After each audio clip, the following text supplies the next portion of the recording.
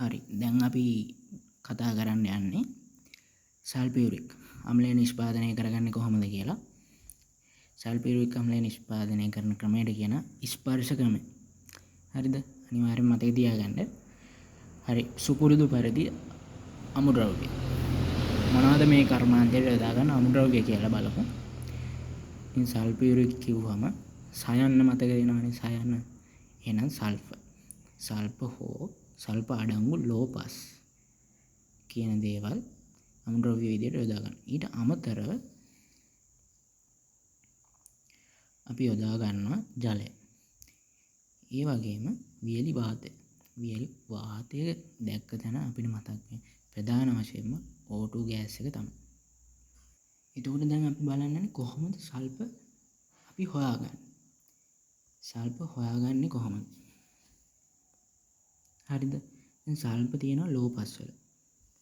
ලෝපස් වල සල්ප අමුද්‍රව්‍ය විදියට. හැබැයි සල්ප තියෙන්නේ ලෝපස් වල PbS copper sulphur sync sulphur විදිහට තමයි තියෙන්නේ. අන්න ඒවා ලෝපස් ලෝහ නිස්සාරණයේදී අතුරු ඵලයක් විදිහට SO2 වායුව අපිට පාවිච්චි කරන්න පුළුවන්.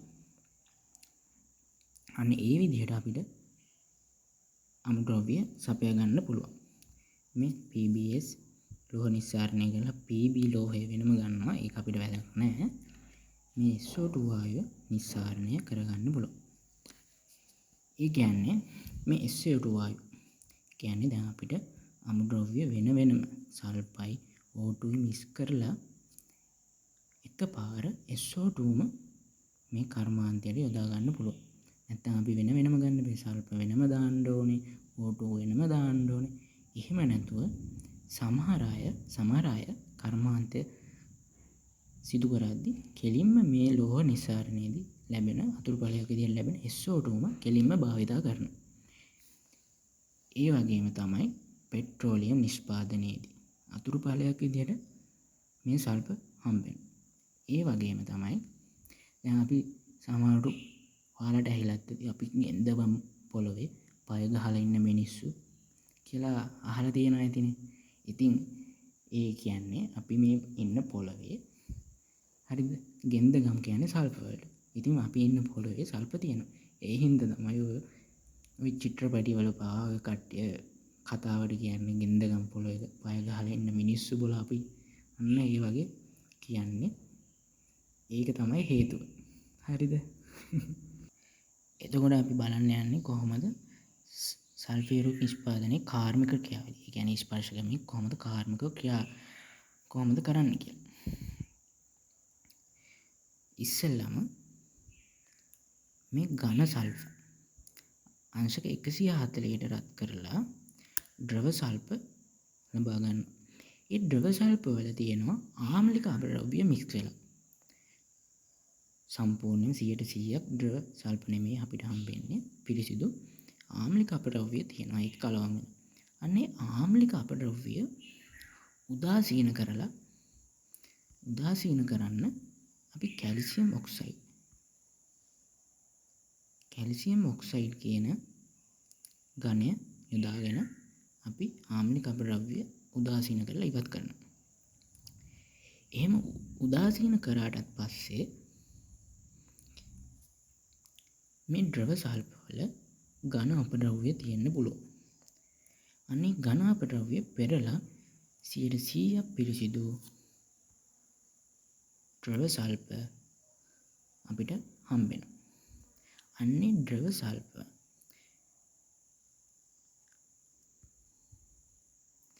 මේ සල්ෆ 1000 කියලා ඇටෝම ඒ කියන්නේ භාජනයක් තුලට ස්ප්‍රේ කරනවා.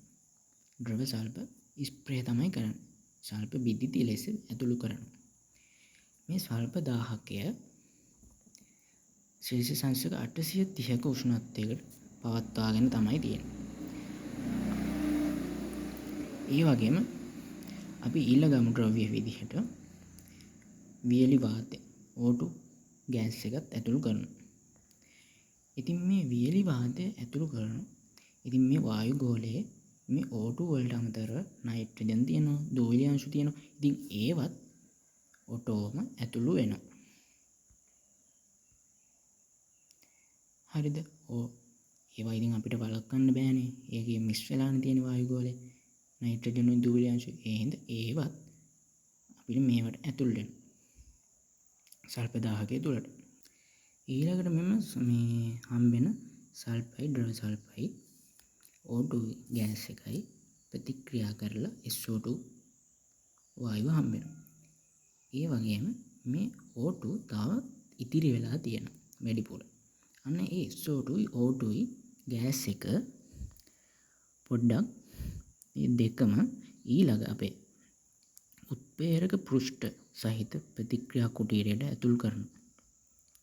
හැබැයි ඇතුල් කරන්න කලින් මේ නයිට්‍රජන් දූවිලි අංශු ටික අයින් කරනවා. අයින් කරලා පිරිසිදු SO2 තමයි යවන්නේ. එහෙම නැති වුණොත් වෙන්නේ මේ උත්ප්‍රේරක කුටීරය තුළ සිදුවන ප්‍රතික්‍රියාව බාධාවක් පැමිණෙනවා. උත්ප්‍රේරක ප්‍රතික්‍රියාවට බාධාවක්. මොකද මේ ස්තරවල මේ තමයි උත්ප්‍රේරක ස්තර. ඒ වගේ දූවිලි අංශු අනම්මනම් රැදිලා හරියට ඒ ප්‍රතික්‍රියාව වෙන්නේ නැති වෙනවා. ඉතින් ඒ වගේම මතක තියාගන්න ඕන ඔයාලා මේ උත්ප්‍රේරක පෘෂ්ඨ කුටීරය සෙල්සියස් 450ත් වගේම එකක් ATM පීඩනයක් යටතේ පවත්වා ගන්න ඕනේ. මේ උත්ප්‍රේරක පෘෂ්ඨ කුටීරය ස්තර 4කින් සමන්විතයි. V2O5 කියන උත්ප්‍රේරකය තමයි මේ උත්ප්‍රේරක පෘෂ්ඨ කුටීරයේ තියෙන්නේ. ස්තර 4යි. ස්තර 4ක් තියෙනවා. V2O5 කියන එක තැඹිලි පාටයි සාමාන්‍ය. එහෙනම් ඔයාලත් මේක ඇඳගත්තින් පුළුවන් නම් තැඹිලි පාටින් ඇඳගන්න. ඊට පස්සේ මේ SO2 ගෑස් එකයි මේ O2 ගෑස් එකයි ප්‍රතික්‍රියා කරලා SO2 වායුව හැදෙනවා. SO3 වායුව හැදෙනවා. ඒ SO3 වායුව ඊළඟ කුටීරයට යවලා අපි මෙහෙන් සාන්ද්‍ර සල්ෆියුරික් අම්ලය ඇතුල් කරනවා. ඉහළින්. ඒ දෙක අපි කලින් කර්මාන්තවලත් කතා කරා ප්‍රතිප්‍රවාහ මූල ධර්මය ගැන. ඉතින් මේ දෙක මිස් වෙද්දී ප්‍රතික්‍රියා කරලා අන්තිමට අපිට ඕලියම් හෙවත් පයිරෝ සල්ෆියුරික් කියන H2SO7 කියන ඒක හම්බෙනවා. ඒ වගේම ජල වාෂ්ප පිට වෙලා යනවා. දැන් මේ ඕලියම් ජල විච්ඡේදනය. මේ ජලය අපි මෙහෙන් එවනකොට මේ ඕලියම් එක්ක මික්ස් වෙලා ජල විච්ඡේදනයට ලක් වෙලා සල්ෆියුරික් අම්ලය අන්තිමට අපිට ලබා ගන්න පුළුවන්. හරිද? සල්ෆියුරික් අම්ලය අන්තිමට ලබා ගන්න පුළුවන්. එතකොට කෙනෙක්ට හිතෙන්න පුළුවන් මේ අපි කලින්ම මේ සාන්ද්‍ර සල්ෆියුරික් අම්ලය යොදාගත්තනේ කියලා. ඉතින් අපි හදන්නත් කලින් කොහෙන්ද? ඉතින් හිතන්න අපි නෙමෙයි මේ ලෝකෙ මුලින්ම සාන්ද්‍ර සල්ෆියුරික් හදාගත්තේ. ඒ වගේම සාන්ද්‍ර සල්ෆියුරික් කියන්නේ සල්ෆියුරික් අම්ලය හදන එකම ක්‍රමයක් මේ ස්පර්ශ ක්‍රමය නෙමෙයි. කලින් හදාගත්තු අය ඕන තරම් ඉන්නවා. ඒ වගේම වෙනස් ක්‍රම වලට හදාගත්තු අය ඉන්නවා. අපි සාකච්ඡා කරන්නේ ස්පර්ශ ක්‍රමය විතරයි. ඉතින් අපි සාන්ද්‍ර සල්ෆියුරික් කලින් හදාගත්තු කෙනෙක්ගෙන් සල්ලි දීලා හරි කොහොම හරි ගන්න. නැතුව අපිට මේ ස්පර්ශ ක්‍රියාවලිය කරන්න වෙන්නේ නැහැ. ඒ වගේම දැන් අපි බලන්න යන්නේ සල්ෆියුරික් ස්පර්ශකමේ පියවර ගැන. පළමුවෙන්ම ද්‍රව සල්ප දහනය කරලා SO2 වායුව පිළිවෙල කරගන්නවා. SO2 අපි කලින්ම මේ එකේ කතා කරා. ඒ වගේම තමයි මේක තමයි අතිශය මේ කර්මාන්තයේ අතිශය වැදගත් ප්‍රතික්‍රියාව. අනිවාර්යෙන් මතක තියාගන්න ඕනේ. ඉතින් මේ 450ත් උෂ්ණත්වය කියන්නේ මධ්‍යස්ථ ප්‍රශස්ත උෂ්ණත්වය. ඒ වගේම මේ එකක් ATM පීඩනය තමයි සාමාන්‍ය වායුගෝලීය පීඩනය. අන්න ඒ තත්ත්වයටදී V2O5 කියන උත්ප්‍රේරකය සමග SO2 වායුවේ O2 වායුවේ ප්‍රතික්‍රියා කරලා SO3 ගෑස් එක හම්බ වෙනවා. මේක ස්ටෝචියෝමීතිකාගයන් මතක තියාගන්න 2:2.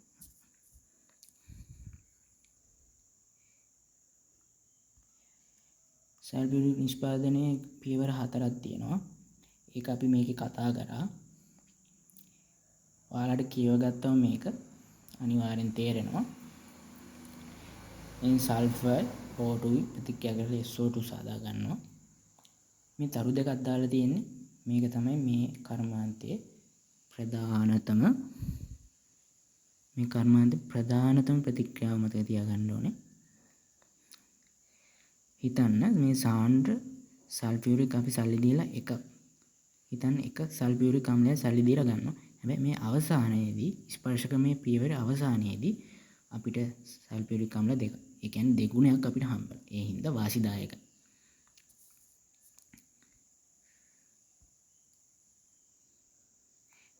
මේ H2S2O7 කියන්නේ ඕලියම් නැත්නම් පයිරෝ සල්ෆියුරික් කියන එක අපි මෙහෙම ව්‍යුවේ ඇඳගත්තම මෙතනින් ජල විච්ඡේදනය ලක් කරලා ජල අණුවේ OH කෑල්ල වම් පැත්තට වෙන්න ලියා ගන්නවා. ඒ වගේම H පරමාණුව මේ පැත්තෙන් දකුණු පැත්තෙන් ලියා ගත්තම මේ OH උයි මේ කෑල්ල වම් පැත්තේ තියෙන එකෙන් H2SO4 ඒ වගේම මේ දකුණු පැත්තෙන් H2SO4 කියන සල්ෆියුරික් අම්ල අණු දෙක. මේ තමයි සෑදෙන ව්‍යුහය. ඉතින් මේක තමයි සරලම සිද්ධිය. ඉතින් මම හිතනවා පැහැදිලි කියලා. මේක තමයි දෙවෙනි පියවර තමයි මතක තියාගන්න ඕනේ අත්‍යවශ්‍ය කාරණා. උත්ප්‍රේරකය V2O5 එක තැබිලි පාටයි. ඒ වගේම 450 මධ්‍යස්ථ ප්‍රසස් උෂ්ණත්වයක තමයි මේක කරන්නේ. ඒ වගේම එකක් ATM කියන වායුගෝලීය සාමාන්‍ය පීඩනය යටතේ තමයි මේක සිදු කරන්නේ. ඒ හින්දා ඒ කරුණු අනිවාර්යෙන් ඔළුවේ තියෙන්නම ඕනේ කරුණු ටිකක් තමයි. ඒ වගේම තමයි භෞතික අවස්ථා අනිවාර්යෙන් මතක තියාගන්න ඕනේ. මේ ඕලියම් කියන එක ජලීය ඒක්වෂ්ට එකක්. අන්න ඒ වගේ භෞතික අවස්ථා මතක තියාගන්න. ඒ වගේම තමයි සල්ෆියුරික් අම්ලය ප්‍රයෝජන. ෆොස්ෆේට් පොහොර නිපදවන්න ගන්නවා. ඇමෝනියම් සල්ෆේට් පොහොර නිපදවන්න ගන්නවා. රේයෝන් ඇතුළු කෘත්‍රිම කෙදි සහ ප්ලාස්ටික් නිෂ්පාදනයට ගන්නවා. බැටරි ඇසඩ් නිපදවන්න ගන්නවා. වායු වියලන්න ගන්නවා. සායම් පුපුරන ද්‍රව්‍ය ඖෂධ නිෂ්පාදනයට ඒ වගේ ප්‍රයෝජන රැසක් මේ සල්ෆියුරික් අම්ලයේ තියෙනවා. මේ SO2 සහ O2 අතර මවුල අනුපාතය එකට එක පවත්වා ගැනීම වෙන පරිදි මිශ්‍ර කිරීමට හේතුව තමයි දැන් අපි බලන්න යන්නේ. මම කිව්වනේ අර දෙවෙනි පියවර අනිවාර්යෙන් මතක තියාගන්න ඕනේ කියලා. මේ බලන්න දෙකක් SO2 O2 දෙකක් SO3 22 විදිහට මතක තියාගන්න දෙපැත්තේ 2 අතිශය වැදගත් ප්‍රතික්‍රියාව තමයි මේ කර්මාන්තයේදී.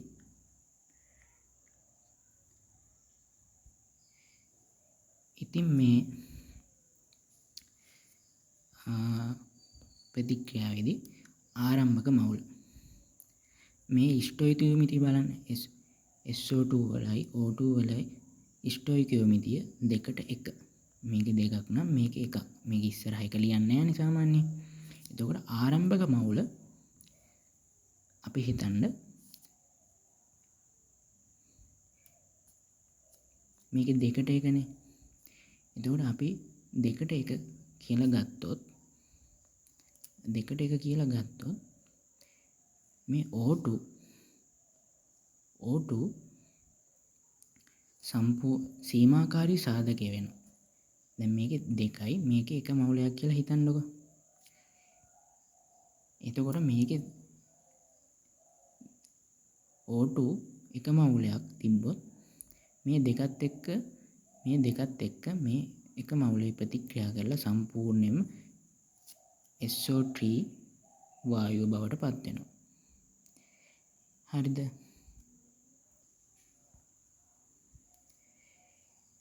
ඉතින් එතකොට අපිට O2 ඉතිරීමක් සිදු වෙන්නේ නැහැ. ඒ වගේම ඔයාලා හිතන්න O2 වායු ගෝලය ඇති තරම් අපිට තියෙනවානේ. එතකොට O2 වැඩිපුර යොදාගත්තා කියලා එකට එක අනුපාතයෙන් නැතුව O2 වැඩි අනුපාතයක් මේකට මිශ්‍ර කරා කියලා හිතන්න. එහෙම මිශ්‍ර කළොත් වෙන්නේ අර V2O5 කියන උත්ප්‍රේරක පුෂ්ඨ 4 තිබ්බනේ. V2O5 කියලා මේ ස්තර 4ක් තිබ්බා. හරිද? මේකෙදි අපි වැඩිපුර O2 යොදාගත්තොත් මේ O2 කියන එක මේ පුෂ්ඨයේ අධිශෝෂණය කරනවා. එතකොට මේ පුෂ්ඨ මගින් O2 වැඩිපුර අධිශෝෂණය කරාම SO2ට අධිශෝෂණය වෙන්න මේකට උරා ගන්න හැකියාවක් ඉතුරු වෙන්නේ නැහැ. හරිද? ඊට පස්සේ එතකොට SO2 උත්ප්‍රේරක ක්‍රියාවට දායක වීමේ අඩුවීමක් වෙනවා. ඒ හින්දා O2 තමයි වැඩිපුර මෙයා උරාගන්නේ. මෙයා උරා ගැනීමක් අඩු වෙනවා. ඒ හින්දා සෑදෙන SO3 ඵලදාව අඩු වෙනවා. ඒ හින්දා වැඩිපුර O2 යොදා ගැනීමත් අපිට අවාසිදායකයි. අපි මේක දෙකට එක ස්ටොයිකියමි තියෙන්නේ. ඉතින් අපි හිතන්නේ SO2 මවුලත් එකයි O2 මවුලත් එකයි යොදා ගන්නවා කියලා. එතකොට සීමාකාරී සාධකය වෙන්නේ එකයි මවුල මේ SO2. මොකද මෙයා දෙකක් ඕනේ. මෙයා එකක් එක්ක ප්‍රතික්‍රියා කරන්නේ. ස්ටොයිකියෝමිතියට අනුව ප්‍රතික්‍රියා මවුල එක මවුලයක් ගන්නදී මෙයාගේ දෙකට එකක්නේ. එතකොට මෙයාගෙන් භාගයක් තමයි මෙයා එන්නේ. එතකොට 0.5ක් මවුල. ඊට පස්සේ ප්‍රතික්‍රියා කළ ඉතිරි වෙන මවුල. එතකොට SO2 ඉතිරි වෙන්නේ නැහැ මවුල. හැබැයි 0.5ක් වැඩිපුර O2 ඉතුරු වෙනවා. හරිද?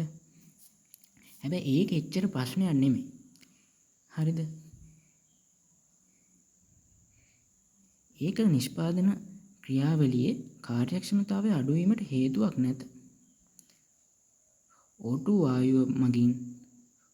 වායුව මගින් ඉදිරි ප්‍රතික්‍රියාව දිරිමත් කරලා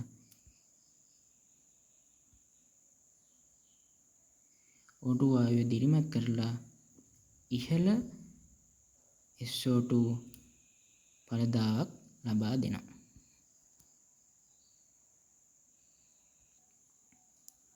දිරිමත් කරලා ඉහළ SO2 ඵලදාවක් ලබා දෙයි. ඇයි දැන් අපි SO2යි O2 එකවර ප්‍රතික්‍රියා කරන්න දෙන්නේ නැත්තේ? ඇයි අපි V2O5 උත්ප්‍රේරක පුෂ්ඨ 4ක් යටතේ ප්‍රතික්‍රියා වෙන්න දෙන්නේ? ඊට හේතුව තමයි අපි කෙලින්ම SO2යි O2යි ප්‍රතික්‍රියා කරොත් වැඩි තාපයක් එකවර ජනනය වෙනවා. හරිද? ඒ වගේම පද්ධතිය තුල දැන් තාපය වැඩි වෙනවානේ. එතකොට ඒ උෂ්ණත්වය අඩු කරගන්න තාප අවශෝෂක ප්‍රතික්‍රියාව හෙවත් මේ ආපසු ප්‍රතික්‍රියාව දිරිමත් වෙනවා. ඒක අපිට අවාසිදායකයි. අපිට ඕනේ SO3 හදාගන්නනේ වැඩිපුර. හැබැයි මේක ආපසු ප්‍රතික්‍රියාව දිරිමත් වීමෙන් SO2 O2 නැවත හැදෙනවා. එතකොට ඒක අපිට අවාසිදායකයි. ඒ හින්දා තමයි V2O5 උත්ප්‍රේරක පුෂ්ඨ 4 හරහා සෙමින් ප්‍රතික්‍රියා වීමට සැලැස්සූ විට ලැබෙන තාප ප්‍රමාණයත් අඩු වෙනවනේ. ඒ හින්දා තාපදායක ප්‍රතික්‍රියාව හෙවත් ඉදිරි ප්‍රතික්‍රියාව දිරිමත් වෙලා SO3 ඵලදාව වැඩි වෙනවා. වැඩි කරගන්න අපිට පුළුවන් වෙනවා. ඒ හින්දා තමයි කෙලින්ම එකවර SO2යි O2යි ප්‍රතික්‍රියා කරවන්නේ නැත්තේ. ඒ වගේම ඉහළ උෂ්ණත්ව භාවිතා නොකිරීමට හේතුවත් අර මං කිව්වා වගේම ඉහළ උෂ්ණත්ව භාවිතා කරොත් මං කිව්වා ලේ චටලීය මූලධර්මයට අනුව පද්ධතිය විසින් උෂ්ණත්වය අඩු කරගන්න බලන්න. අපි උෂ්ණත්වය වැඩි කරන්න හදනවා. හැබැයි පද්ධතිය විසින් උෂ්ණත්වය අඩු කරන්න බලන්න. උෂ්ණත්වය අඩු කරද්දී එයා ආපසු ප්‍රතික්‍රියාව දිරිමත් වෙනවා. SO3 ඵලදාව අඩු වෙනවා. ඒ වගේම පහළ උෂ්ණත්ව භාවිතා කරන්න හේතුව නොකිරීමට හේතුව තමයි පහළ උෂ්ණත්ව භාවිතා කරොත් හරි තාපදායක ප්‍රතික්‍රියාව හෙවත් ඉදිරි ප්‍රතික්‍රියාව වේගවත් වෙනවා. හරිද? දැන් අපි උෂ්ණත්වය අඩු කරන්න හදද්දී පද්ධතිය බලන්නේ උෂ්ණත්වය වැඩි කරගන්න. හරිද? ඒ හින්දා ඉදිරි ප්‍රතික්‍රියාව වැඩි වෙලා තාපදායක ප්‍රතික්‍රියාව මේ ඍණ ලකුණක් දාලා තියෙන්නේ. ඒක දිරිමත් වෙනවා. ඒක අපිට වාසිය තමයි. SO2 SO3 වැඩිපුර සෑදෙන නමුත් SO3 සෑදෙන්නේ ශීඝ්‍රතාව අඩුයි.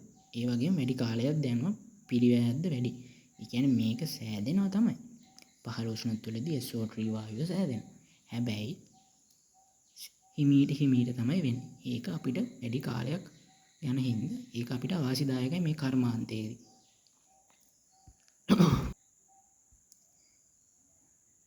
ඇයි අපි අඩු පීඩන භාවිතා නොකිරීමට හේතුව තමයි